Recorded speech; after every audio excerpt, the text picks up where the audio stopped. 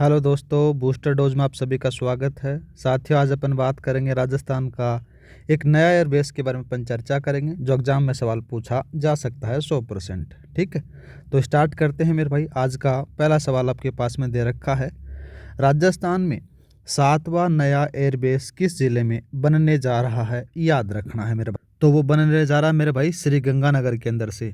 और बात करें मेरे भाई, ये श्री गंगानगर के अंदर भी कौन सा है? याद रखना, ये श्री गंगानगर का दूसरा है। याद रखना मेरे भाई, कौन सा है? श्री गंगानगर का ये दूसरा एयरबेस आपको याद रखना है। कहाँ पर बनने जा रहा है मेरे भाई? याद रखना, राजस्थान के अंदर से 7वां। और बात करें तो श्रीगंगानगर का दूसरा नया एयरबेस लालगढ़ सैन्य स्टेशन के पास में बनने जा रहा है। याद रखना है, ठीक है। अब और बात करें जैसे बीकानेर के अंदर से, तो बीकानेर में नाल एयरफोर्स स्टेशन और महाजल फील्ड फायरिंग रेंज आपको स्थित है। ये थोड़ा सा याद रखना है। दूसरा बात करें मेरे भाई जैसलमेर के अंदर से, तो याद रखना जैसलमेर में पहले से ही एक एयरबेस और पोखरण फील्ड फायरिंग रेंज है। ये भी थोड़ा सा याद रखना है मेरे भाई। और बात करें मेरे भाई बाड़मेर के बारे में, बहुत बार पूछा जाता है, याद रखना मेरे भाई। उत्तर नाम आता, देख उत्तरलाई, आपको नाम याद रखना है मेरे भाई। कौन सा? उत्तरलाई एयरफोर्स स्टेशन स्थित है। ये थोड़ा सा याद रखना। नेक्स्ट बात करते हैं। नेक्स्ट सवाल दे रखा है कि श्रीगंगानगर के लालगढ़ जाटान के पास बनने वाला नया एयरबेस पाकिस्तान सीमा से कितनी दूरी पर स्थित होगा? ये आपसे पूछा गया है। तो इसकी दूरी जो होगी मात्र 30 किलोमीटर होगी। ऑप्शन नंबर आपका सी सही रहेगा। नेक्स्ट बात करते हैं।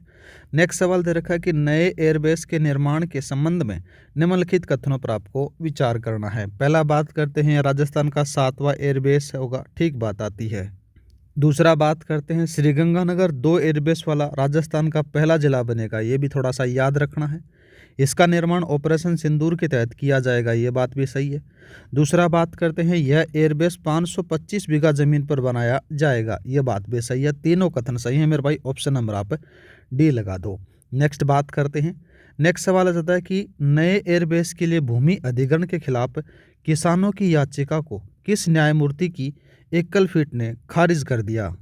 तो वो पीठ थी मेरे भाई न्यायमूर्ति नुपुर भाटी की पीठ के द्वारा खारिज कर दिया जाता है। ऑप्शन नंबर आपका भी सही रहेगा। नेक्स्ट बात करते हैं।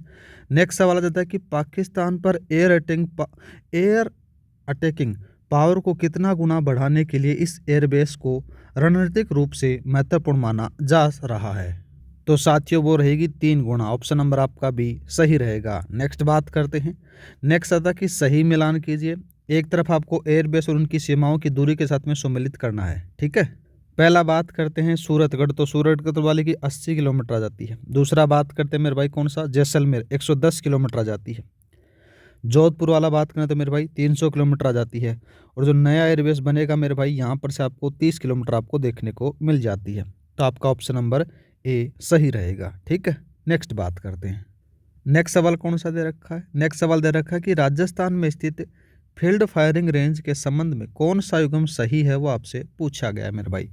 देखो सबसे पहले दे रखा है कि बीकानेर पोखरण, तो मेरे भाई बीकानेर में पोखरण नहीं है, तो जैसलमेर में है। कहाँ पर से है? जैसलमेर में है, ठीक है। दूसरा बात करते हैं मेरे भाई, दूसरा कौन सा दे रखा है? यहाँ पर से दे रखा है कौन सा? जैसलमेर महाजन के बारे में बात हो रही है। तो साथियों जैसलमेर महाजन के बारे में बात की जाए, ये तो बीकानेर में है मेरे भाई। कहाँ पर है? बीकानेर के अंदर से है, ठीक है। और एक को लिख रखा है बीकानेर महाजन, ये बात एकदम सही है।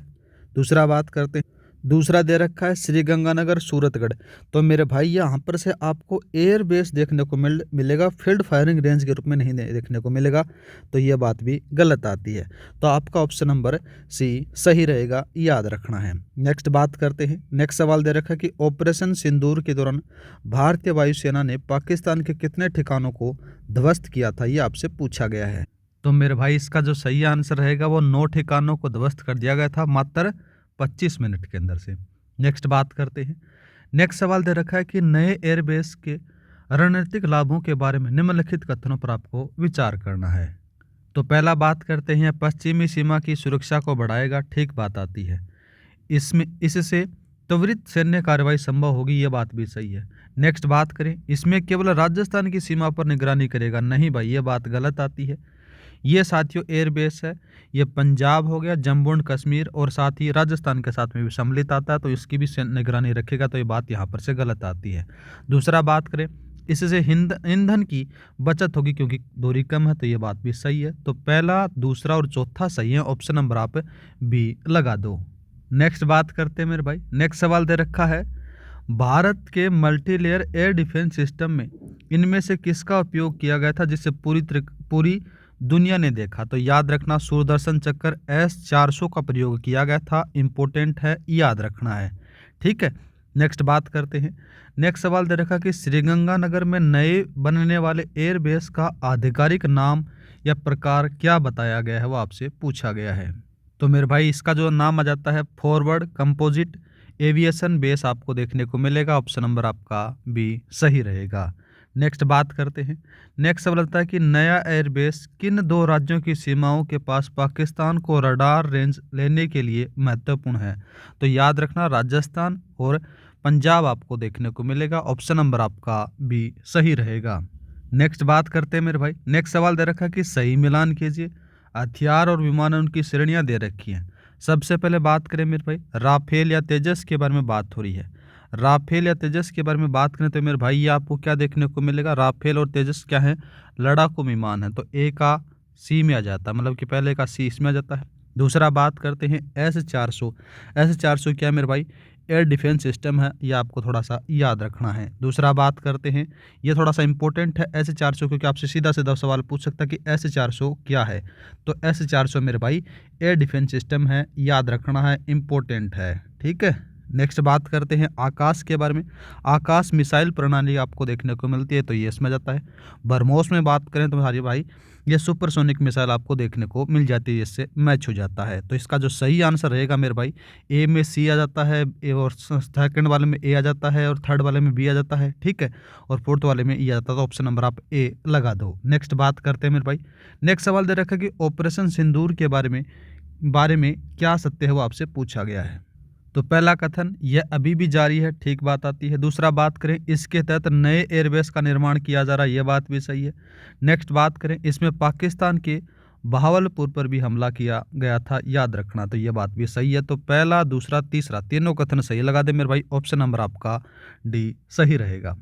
नेक्स्ट बात करते हैं मेरे भाई। नेक्स्ट सवाल दे रखा कि बाड़मेर स्थित एयरफोर्स स्टेशन का नाम आपसे पूछा गया। तो मेरे भाई इसका जो नाम आपको देखने को मिलेगा वो याद रखना, बाड़मेर में उत्तरलाई एयरफोर्स स्टेशन स्थित है। तो ऑप्शन नंबर आपका बी सही रहेगा, याद रखना है। दूसरा बात करते हैं नाल एयरफोर्स स्टेशन, ये मेरे भाई बीकानेर का जाता है। कहाँ का जाता है, बीकानेर का आ जाता है। फलोदी के बारे में बात करें तो मेरे भाई फलोदी स्वयं एक एयरफोर्स स्टेशन और ज़िला भी आपको देखने को मिल जाता है। सूरतगढ़ बात करें तो मेरे भाई ये सूरतगढ़ एयरफोर्स स्टेशन श्रीगंगानगर में आपको देखने को मिल जाता है, ठीक है।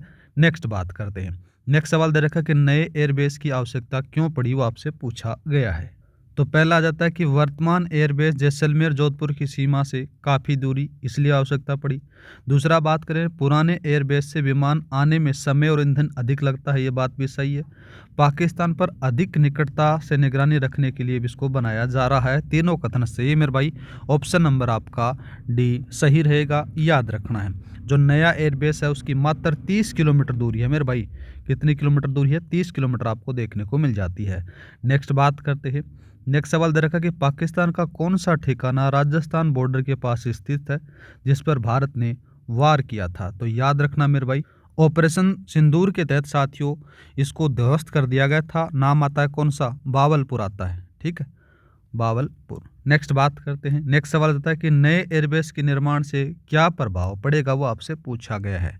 तो मेरे भाई उनके बारे में बात करें तो देखो साथियों, देश का सामर्थ्य और पराक्रम बढ़ेगा, ठीक बात आती है। सैन्य इंफ्रास्ट्रक्चर मजबूत होगा, ये बात भी सही है। पाकिस्तान को त्वरित जवाब देना आसान होगा, ये बात भी सही है। किसानों को भूमि अधिग्रहण अधिनियम के तहत जमीन देनी होगी, ये बात देखो साथ सही है, ठीक है। तो इसका जो सही आंसर रहेगा ऑप्शन नंबर आपका डी रहेगा। नेक्स्ट बात करते हैं। नेक्स्ट सवाल दे रखा कि राजस्थान का कौन सा एयरबेस सीमा से 300 किलोमीटर दूरी पर स्थित है, वो आपसे पूछा गया है। तो उसका नाम आ जाता है मेरे भाई जोधपुर। जोधपुर का एयरबेस आपको देखने को मिलेगा, तो इसकी 300 किलोमीटर आ जाती है। दूसरा बात करें जैसलमेर का तो 110 kilometer है, ठीक है। दूसरा बात करें बाड़मेर का तो 120 किलोमीटर है मेरे भाई।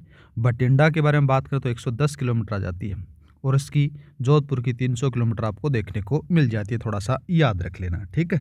अब बात करते हैं मेरे भाई, आपने जितना भी पढ़ा उसका एक सार संग्रह आपको देखने को मिल जाता है। अगर आप इस स्लाइड को भी पढ़ लेते हो तो भी आपका कल्याण हो जाएगा।